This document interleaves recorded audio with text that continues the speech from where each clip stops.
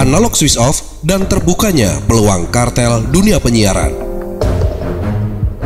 International Telecommunication Union (ITU) kembali menegur Indonesia terkait lambatnya migrasi analog ke digital.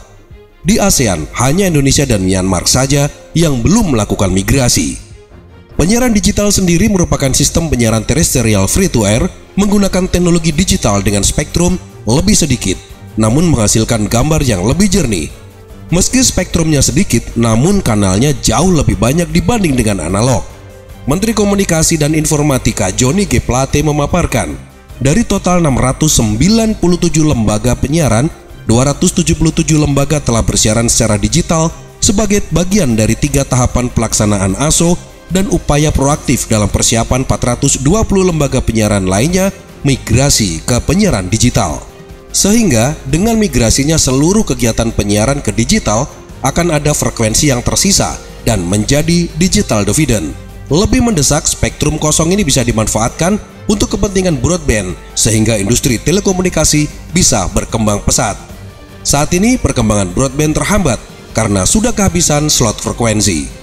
Namun menjelang penerapan analog switch off, mulai terjadi tarik ulur antara pengelola TV atau pemilik modal satu dengan yang lain, dan juga pemerintah. Muaranya tetap sama, yakni kepentingan bisnis. Jika kita merunut ke belakang, hal-hal seperti ini justru dimanfaatkan beberapa pihak.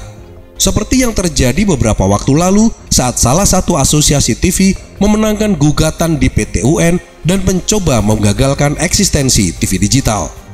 Putusan pengadilan saat itu membatalkan aturan tentang TV digital yang dikeluarkan Menteri Komunikasi dan Informatika, sekaligus menganulir lisensi 33 perusahaan yang telah memenangi tender multiplexing.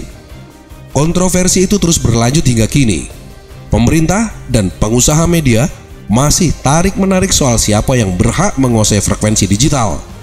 Tarik-menarik kepentingan ini terlihat dari molornya pengesahan revisi Undang-Undang Penyiaran di DPR. Sistem multimux atau hybrid pada akhirnya akan dikuasai oleh grup-grup media televisi besar yang pada akhirnya juga akan menutup peluang industri penyiaran baru. Kompetisi tidak akan berjalan dan justru memungkinkan munculnya kartel-kartel industri penyiaran digital yang mencoba memonopoli seluruh channel digital. Ancaman paling serius adalah kualitas siaran buruk, materi program yang hanya mengejar rating, dan penguasaan saluran-saluran digital dan tidak memberikan solusi konten siaran yang bermutu dan berkualitas.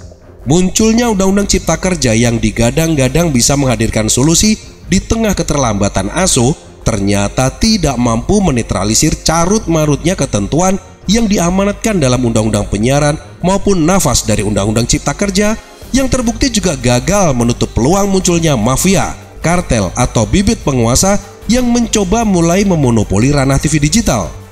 Mereka bermunculan bak jamur di musim hujan tanpa pemerintah berdaya mencegahnya. Contoh paling konkret saat ini yang terjadi, satu stasiun televisi memiliki hampir 10 channel dan pemerintah pun seolah tidak tahu menau. Pertanyaannya sekarang adalah, ada di posisi mana pemerintah sekarang?